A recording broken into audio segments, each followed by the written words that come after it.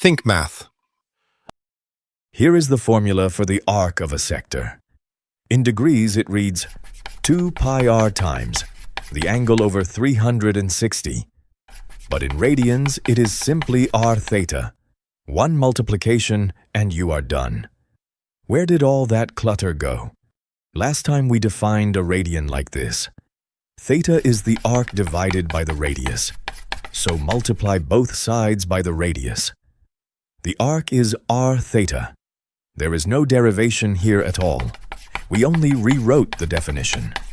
A radian was an arc measured in units of the radius from the very start. Now the area. A sector is a piece of the circle.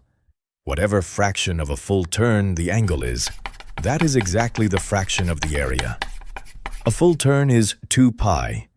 So take the circle area, pi times r squared, and multiply by theta over 2 pi. The pi cancels, and what remains is 1/2 r squared theta. There is another way to read that. Slice the sector into very thin triangles and lay them flat.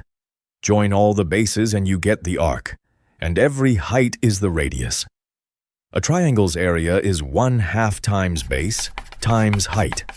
For the base, we use the arc, which is r theta, and the height is the radius, and the same formula appears. What happens if we go back to degrees? In place of theta, we must now write pi over 180 times the angle. So both the arc and the area drag that factor along. That number is not something the formula ever owned. It is the price of forcing in a ruler that has nothing to do with the circle. To sum up, the arc is r theta, and the area is 1/2 r squared theta. These two are clean, not because the formulas were memorized well, but because the angle was measured with the circle's own ruler.